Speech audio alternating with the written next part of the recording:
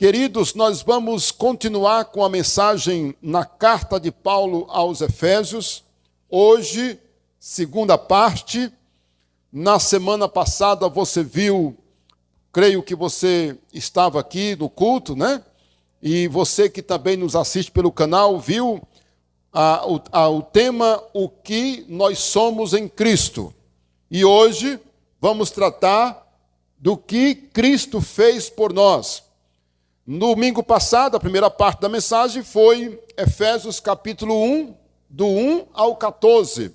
E hoje vamos analisar Efésios 2, de 1 ao 10, inicialmente. Tá bom? Eu quero que você dê uma olhada na mensagem anterior, na primeira parte, o que nós somos em Cristo, para entender. E eu quero aqui de antemão fazer um apelo novamente, para que você seja um profundo conhecedor das cartas dos apóstolos. Porque as cartas que os apóstolos escreveram, irmãos, elas são a explicação dos ensinos de Cristo. Nós chamamos essas cartas de doutrina. A palavra doutrina vem do grego, que quer dizer ensino. Então, para um bom cristão, ou o bom cristão vai com certeza ter interesse de ser profundo conhecedor dessas cartas que os apóstolos escreveram para as igrejas. Obviamente que cada carta dessa tem uma riqueza e uma importância muito grande. Portanto, nós não devemos desprezar. E eu quero dizer para vocês, carta como aos Romanos, a carta aos Romanos, aos Efésios, aos Gálatas, não é? A carta de Gálatas, e Colossenses, Filipenses, Hebreus, irmãos, essas cartas são incríveis. 1 e 2 Pedro, 1 e 2 e 3 João, Judas, irmãos, são cartas assim maravilhosas, que nós precisamos ter um bom conhecimento delas, tá bom? E hoje vamos para a segunda parte da mensagem na carta aos Efésios, ok? Vamos ler o texto. Preste muita atenção, porque na leitura você já vai assimilando de imediato. Abriu aí? Efésios 2, de 1 a 10. Ele vos deu vida, estando vós mortos nos vossos delitos e pecados, observe, nos quais andastes outrora, segundo o curso deste mundo, segundo o príncipe da potestade do ar, do espírito que agora atua nos filhos da desobediência. Olha, eu vou pedir licença para eu ler aqui na minha paráfrase, que é a Bíblia Viva, só para você ter uma ideia. Nós terminamos a leitura no versículo 2. Eu vou ler aqui no 3, tá bom? Efésios 2, 3. Todos nós costumávamos viver entre eles, manifestando pelas nossas vidas o mal que havia dentro de nós, e fazendo todas as coisas ruins, para as quais nossas paixões ou nossos maus pensamentos pudessem nos arrastar. Estávamos debaixo da ira de Deus, tal como os demais. Mas como eu fiz o esboço baseado aqui nessa leitura oficial aqui, é melhor eu continuar na leitura. Vamos voltar aqui. Versículo 4. Mas Deus, sendo rico em misericórdia, por causa do grande amor com que nos amou, e estando nós mortos em nossos delitos, Ele nos deu o que, irmãos? Vida. Juntamente com Cristo, pela graça sois salvos. E juntamente com Ele nos ressuscitou, quem pode dizer amém? E nos fez assentar nos lugares celestiais em Cristo Jesus, para mostrar nos séculos vindouros, ou seja, nos anos seguintes, a suprema riqueza da sua graça, em bondade para conosco em Cristo Jesus. Aí versículo 8. Porque pela graça sois salvos, mediante e isto não vem de vós, é o quê? É dom de Deus, não vem de obras, para que ninguém se glorie ou se exalte, Pois somos feitura dele, ou seja, de Deus, não é? De Cristo. Criados em Cristo Jesus para o quê, irmãos? Para as boas obras, as quais Deus de antemão preparou para que andássemos nelas. Bem, só quem conhece o texto, obviamente, com mais calma, que vai, na simples leitura, já identificar a grandeza do que nós acabamos de ler. Mas eu quero dizer para os irmãos o seguinte: esse texto aqui é um texto extremamente rico para nos mostrar o que realmente Cristo fez por nós.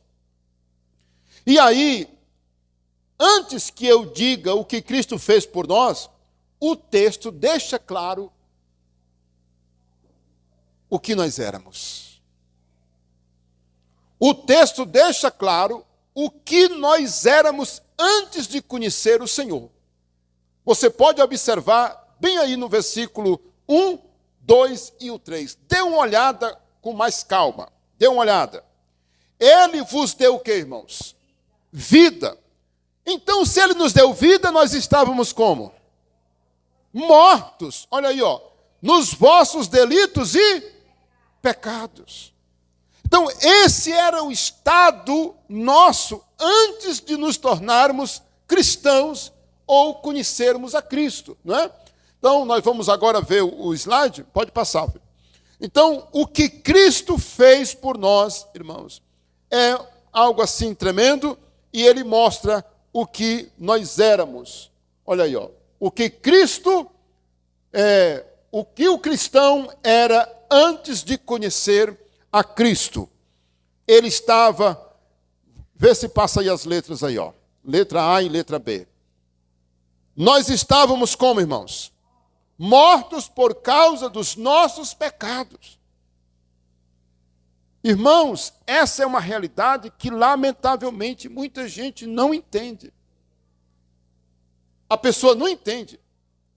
Quando ela não conhece Cristo, quando uma pessoa não está em Cristo, lembra que a palavra-chave, eu creio que a minha esposa frisou muito bem isso, e está lá, a tríade, né?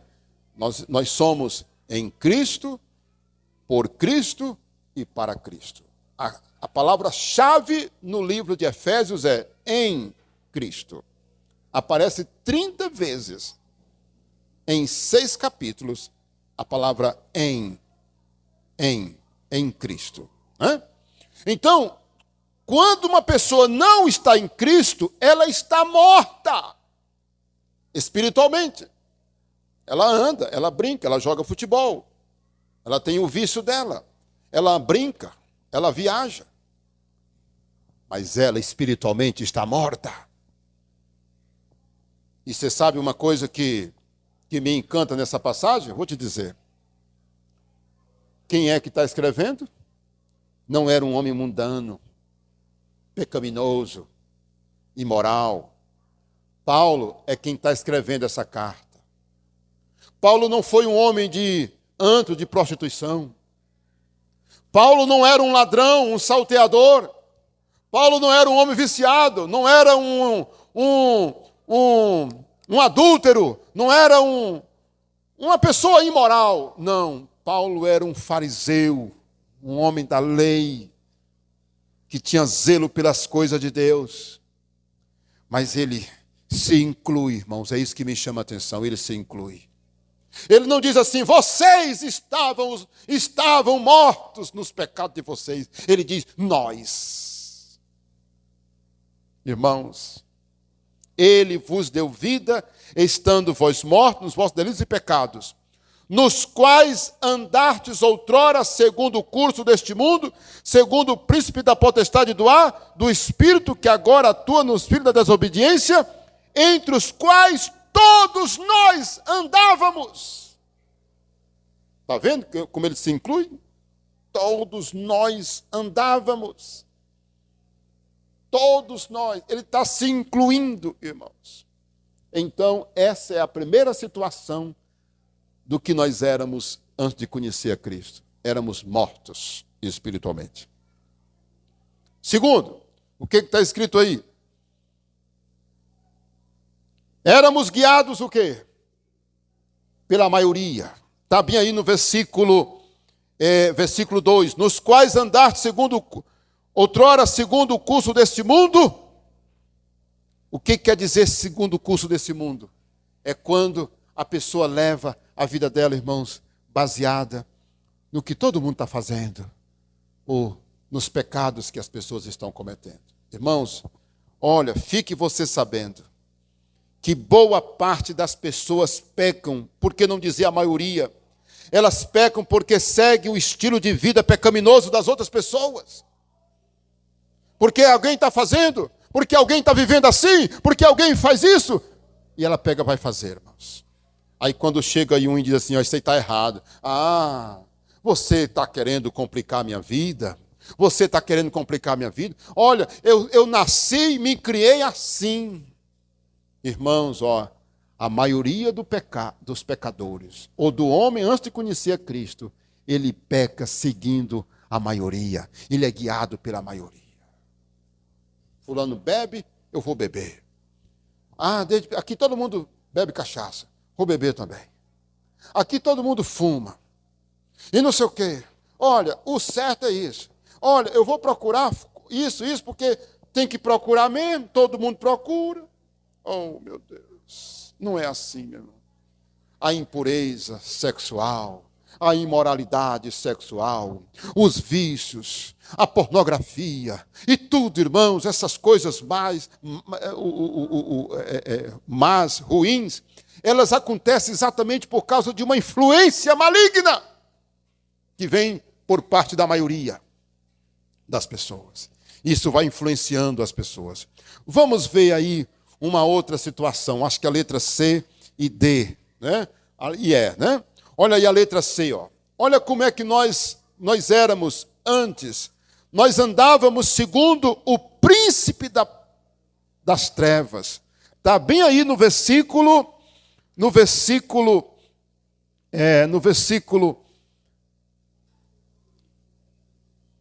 3.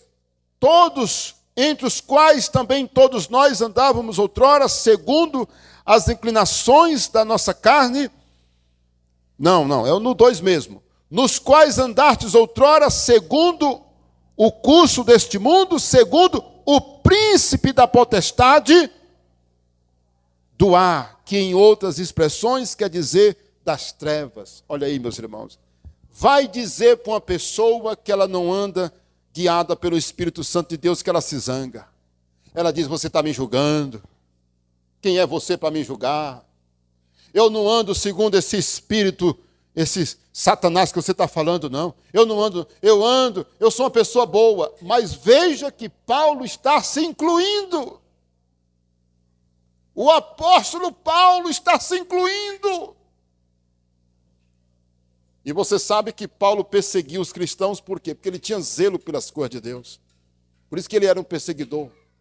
Ele era muito zeloso, irmãos. E Paulo se inclui.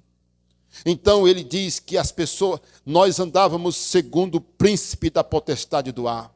Eu quero que você leia comigo 1 João 3,8, por gentileza. 1 João 3,8 diz o quê, queridos? 1 João 3,8 diz algo que pode clarear na nossa mente perfeitamente isso que eu estou falando. 1 João, capítulo 3, verso 8, no final da Bíblia, né? Olha aí, ó. 1 João 3,8 diz assim: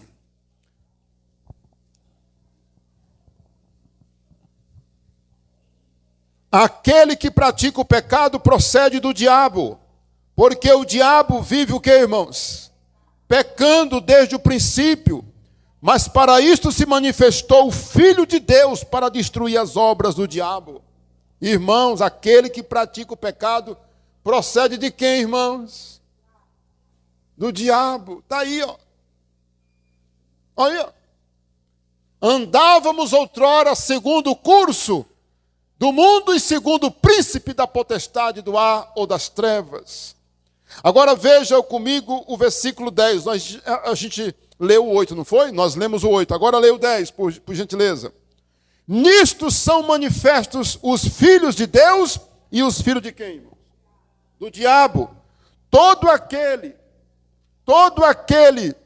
que não pratica a justiça não procede de Deus, nem aquele que não ama a seu irmão. Olha o apóstolo João dizendo que aquele que pratica o pecado é do diabo, e agora se manifestou os filhos de Deus e os filhos do diabo.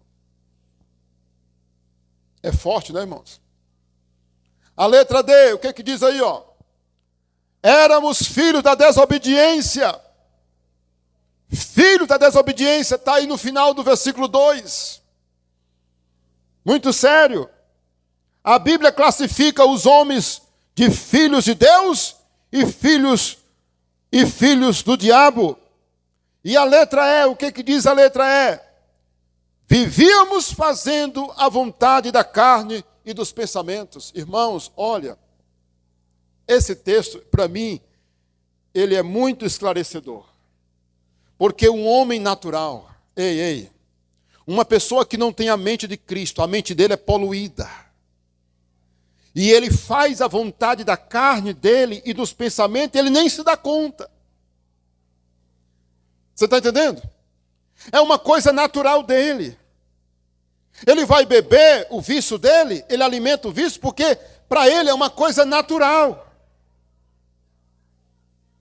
Ele se prostitui, ele rouba, ele mente, ele trai, ele pratica outras coisas imorais e ele pratica como se tivesse praticando algo natural. Porque ele está fazendo a vontade da carne e dos pensamentos. E qual foi a mensagem de domingo? Nós temos o Espírito Santo agora. Vocês viram? Inclusive foi a palavra de hoje à tarde da pessoa que eu disse que me ligou. Eu entendi a questão do selo do Espírito Santo. Nunca tinha entendido. Muitos anos de crente. Irmãos, olha, nós temos o Espírito Santo agora morando em nós. Por isso agora nós temos a mente de Cristo. Nós não temos mais uma mente carnal. Embora estejamos na carne, a nossa mente agora é a mente de Cristo. E não fazemos mais a vontade da carne e dos pensamentos.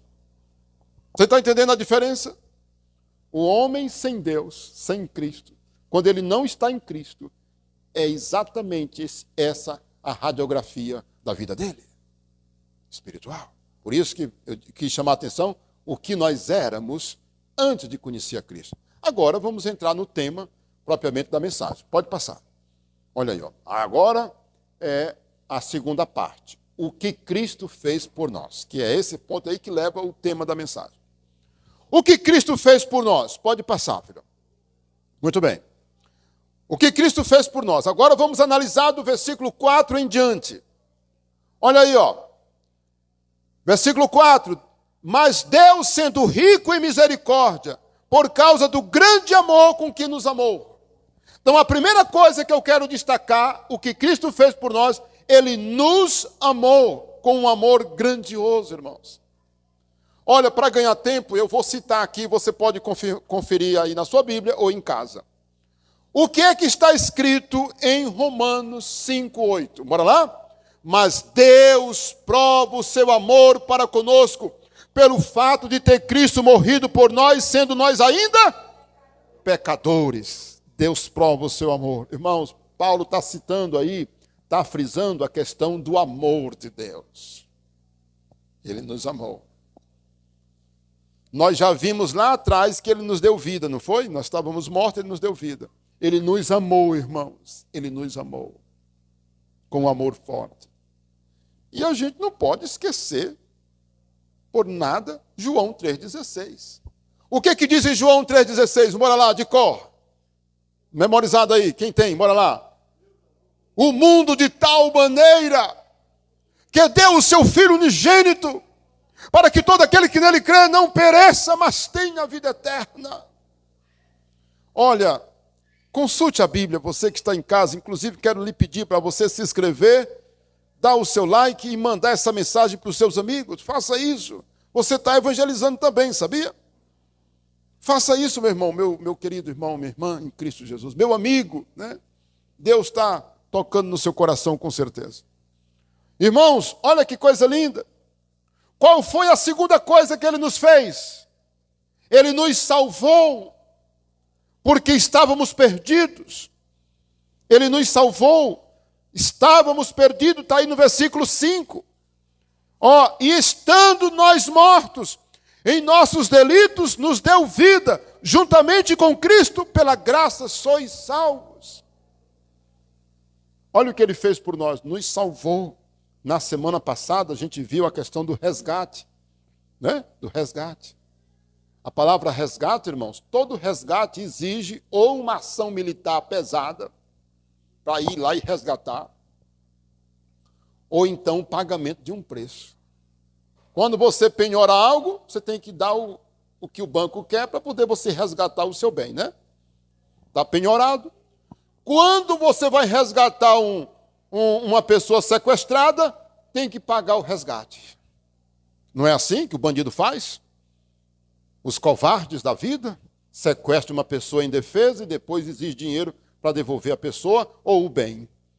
E agora, em guerra, você vê que os reféns precisam ser resgatados a troco de muita guerra e de muitas mortes também. Então, Jesus nos resgatou da maldição, foi o que nós vimos domingo passado. Letra C. Ele nos ressuscitou. Está aí no versículo 6, olha aí, ó. E juntamente com Cristo nos ressuscitou. Olha, irmãos, está aqui, ó, a cruz. Quando Cristo morreu por nós, ele foi sepultado, correto? Na cruz. Ele morreu na cruz, foi sepultado. Ele ressuscitou. Pois na ressurreição de Cristo, ele também nos ressuscitou. Olha como é importante estar em Cristo. Quando Cristo saiu dos mortos, o Isaías também estava ali. O Francisco, o Pedro, a Maria, a Luzia, todos que estão em Cristo, ressuscitaram juntamente com Cristo. Olha, muita gente se desvia do Evangelho. Muita gente não permanece no Evangelho, sabe por quê? É porque eu acho que não entenderam essas coisas, porque o Evangelho é lindo demais. O Evangelho é uma coisa que encanta, irmãos. A mensagem do Evangelho encanta. A mensagem do Evangelho transforma. O Evangelho faz com que o homem, quando a pessoa é convertida, ela tenha nojo do pecado, da vida mundana. E ela queira Jesus, ela quer obedecer Jesus. E ela não se vê fora da igreja, ela não se vê fora do cristianismo, ela não se vê longe de Cristo, longe da igreja. Por causa toda essa obra aí, ó. Letra C, nós já vimos, né? Ele nos ressuscitou. Letra D, ele nos fez assentar nos lugares celestiais em Cristo Jesus. Está aí, ó, no versículo 6. Ele nos ressuscitou e nos fez assentar. Aí uma pessoa perguntou para mim, pastor, o que significa ele nos fez assentar nos lugares celestiais? Ora, a Bíblia diz que nós somos cidadãos dos céus.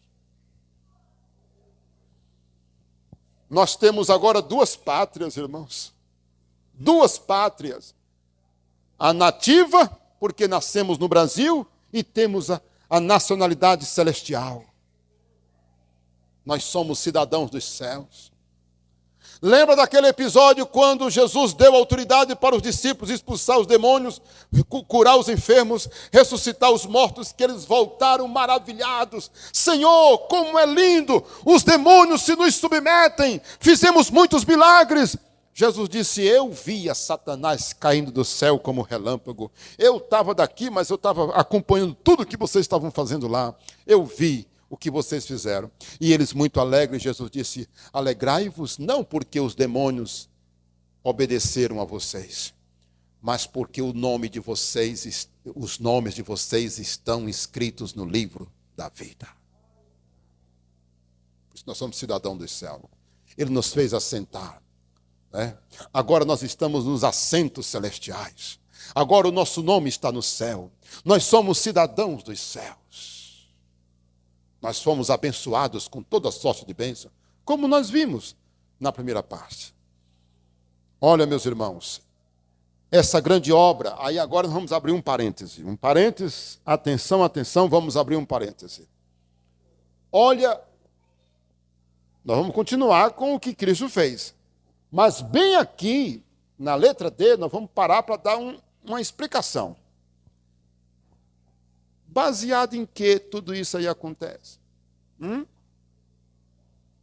Baseado em que toda essa grande obra ocorre? A explicação está no versículo 7 a 9.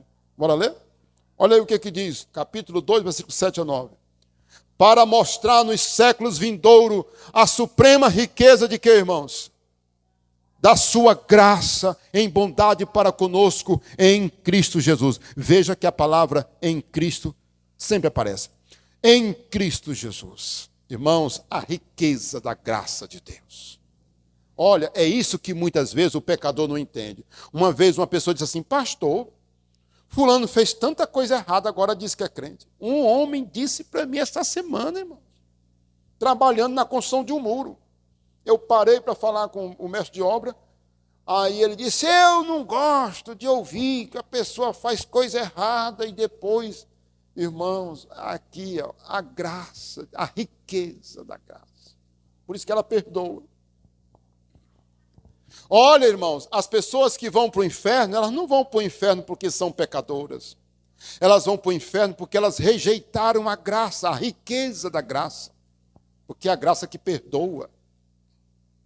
Só que nós vamos ver a segunda parte. A parte da mensagem aqui hoje é uma coisa, domingo que vem vocês vão ver outra coisa. Aí nós vamos ver o outro lado da moeda. Mas olha, a Bíblia deixa claro que a graça não discrimina. É a riqueza para mostrar a suprema. O que é supremo, irmão? O que é supremo? Supremo é o maior, é o mais alto. A suprema riqueza da sua graça em bondade para conosco. Tudo isso é Deus mostrando a grandeza da bondade dele, da riqueza, da misericórdia, do perdão. Agora o 8. Porque pela graça sois o quê? Mediante o quê, irmãos? A fé. Tem prata aqui? Tem ouro aqui? É a fé. É a fé. Olha, eu sempre digo, irmãos, eu estou sendo gravado, é bom que eu diga isso. Olha, eu vou dizer para você que está me assistindo aí na sua casa, não sei, você pode estar até no Japão, me ouvindo, porque a internet vai longe, né? Olha, dízimo e oferta é a última coisa que a gente ensina para um convertido a Jesus. Sabe por quê? Porque não é a coisa mais importante quando se fala de fé e salvação. Porque o que nós estamos pregando é a graça, a misericórdia de Deus. E é o que muita gente não entende. Nós ensinamos sobre dízimo e oferta. Sabe por quê? Porque é um dever cristão, é um dever até moral. Você sustentar o templo que você frequenta. Para sustentar tudo isso aqui, você acha que é o governo que dá? Não. Quem é que sustenta os pastores, a família pastoral, as despesas da igreja? Os dízimos, as ofertas. É justo, irmãos. É uma questão de justiça. É o último assunto que a gente ensina para uma pessoa. Porque nós queremos que ela entenda a suprema riqueza da sua graça, que tudo isso é pela graça, mediante a fé. Não tem dinheiro. Não está falando de dinheiro, está falando de fé em Cristo, de entrega. Entregar dízimo e oferta é uma consequência da tua conversão. Você se converte, você deixa de ser avarento, deixa de ser ganancioso, deixa de amar o dinheiro. E agora o dízimo é o mínimo que uma pessoa pode dar, meus irmãos, o dízimo. A pessoa ganhar um dinheiro e ela ter dificuldade de entregar o dízimo para Deus é sinal de que ela é avarenta, que ela é muito mesquinha, materialista, porque o verdadeiro cristão, o que ele faz? Ele tem prazer de dizer, rapaz, que alegria. Oh, meu Deus, muito obrigado. Eu vou entregar meu dízimo com alegria, Senhor. Ele não está falando de salvação. Ele está por amor. Ele entende que ele está sustentando a obra de Deus. Ele está fazendo o que Deus ensina na palavra. Mas ele sabe que ele não está dando dízimo porque quer ser salvo. Ele não está entregando o dízimo porque ele quer. Não, ele já entende que é a graça de Deus que alcançou ele. Ele faz isso porque ele não é ganancioso, ele não é avarento, ele não tem medo de passar fome, e etc, e etc. Vamos voltar aqui o texto. Olha o versículo 9. Não vem de quê? De obras, para que ninguém se glorie. Irmãos, tem muita gente se exaltando. Eu já dei tanto, eu já fiz, eu dou esmola. Olha, aí aqui cabe um comentário, eu fiz um comentário aqui. Um dos maiores erros que uma pessoa pode cometer contra o Evangelho de Cristo é achar que penitência, caridades, esmolas, ofertas, rezas, batismo, missas, bom comportamento, reencarnação, purgatório, religião, atos de bondade,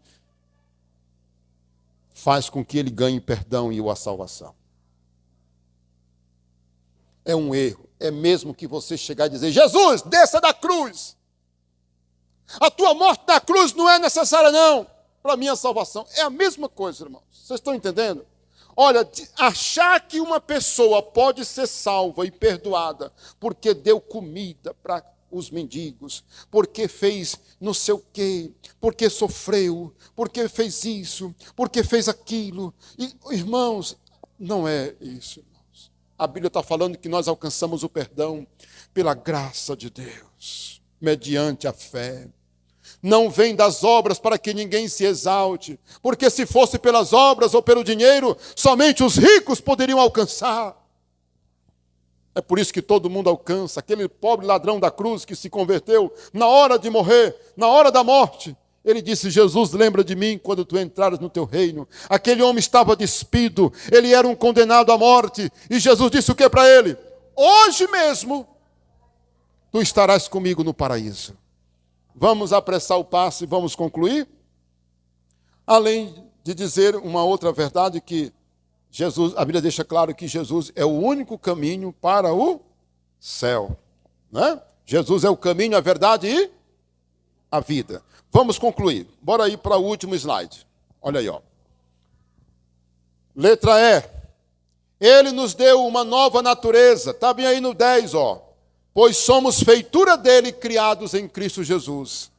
Criados em Cristo Jesus para quê, irmãos?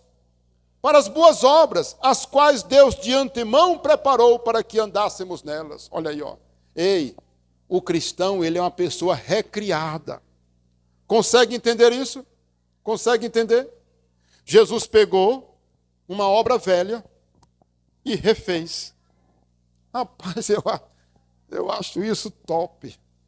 Nós somos uma nova criatura, criados em Cristo. Por isso que a Bíblia diz: quem está em Cristo é nova criatura. As coisas velhas já se passaram, né? Deixa eu apressar o passo.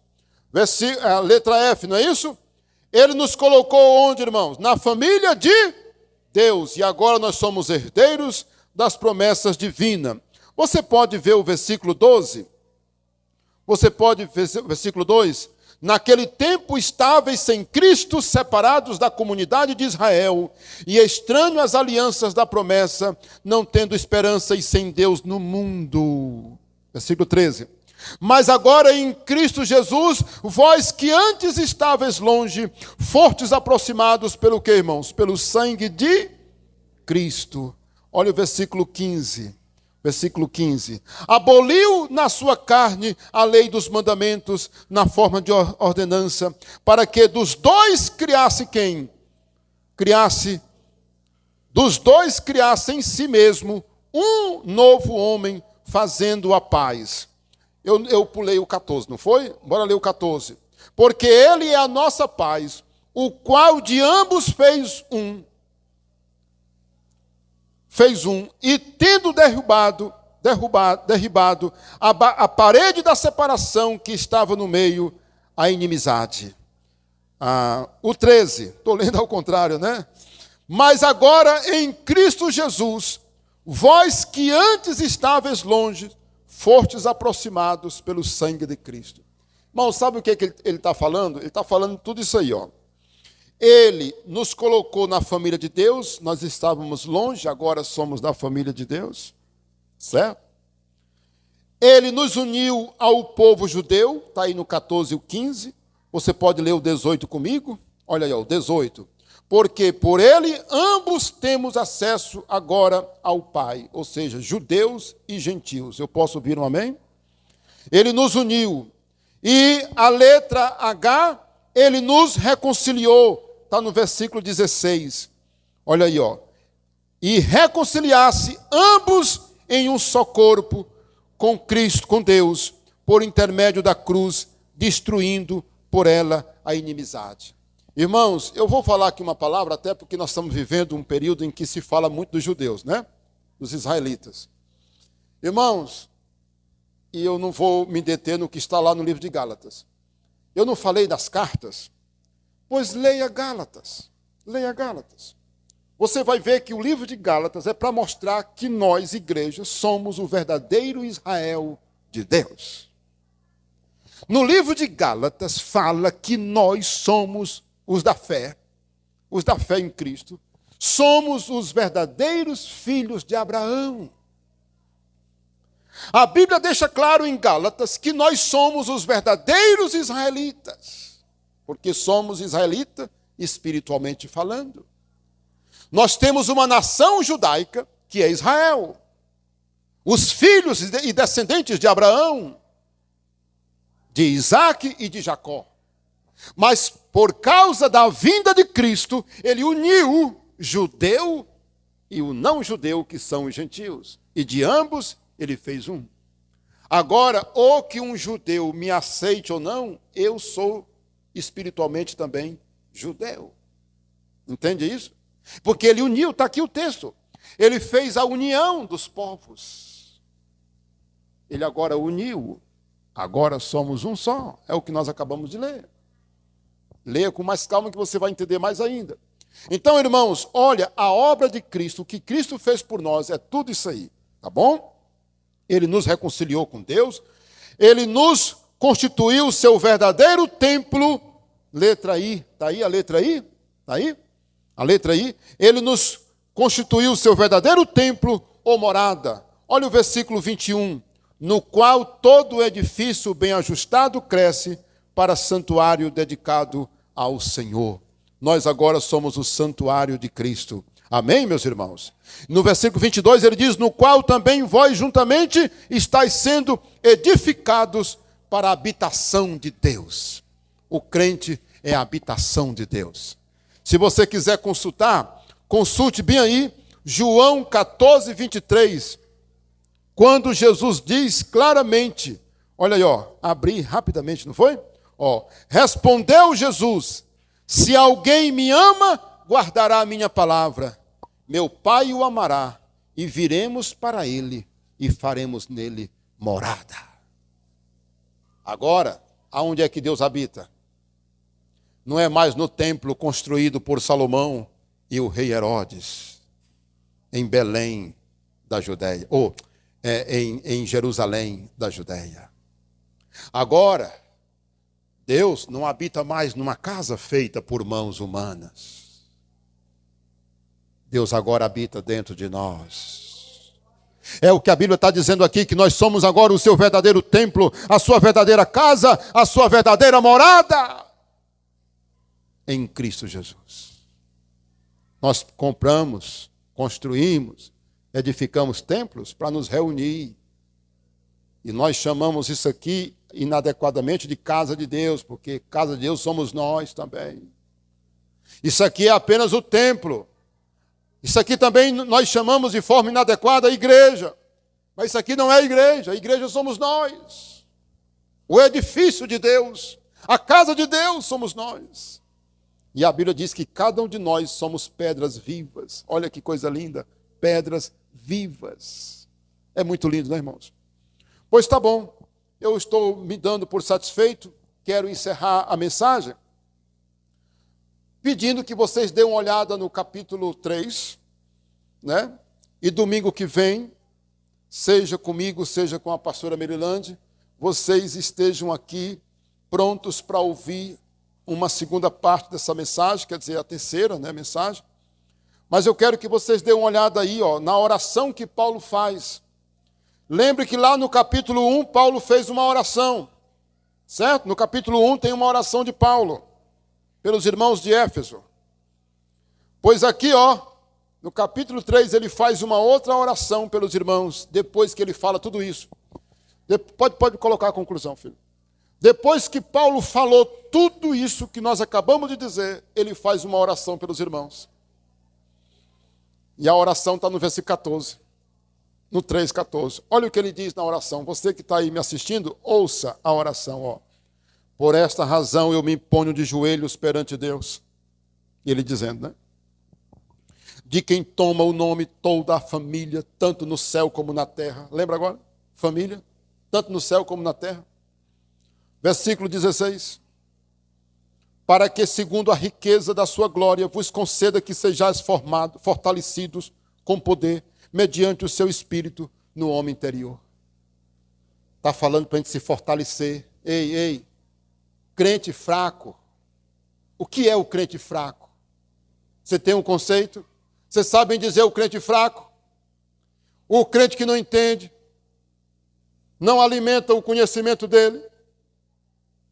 Você entregaria uma causa para um advogado que você sabe que não sabe de nada? Você iria se consultar com um médico que não sabe de quase nada? Você queria ser aluno de um professor que não estudou?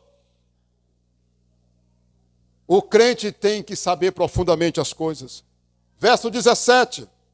E assim habite Cristo no vosso coração pela fé, estando vós arraigados e alicerçados. Arraigado quer dizer com raízes. Raiz, tem que ter raiz. Tem que ter raízes. O que é que segura uma árvore? O que segura uma árvore são as suas raízes.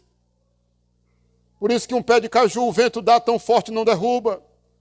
Um coqueiro, uma palmeira, uma mangueira, são as suas raízes.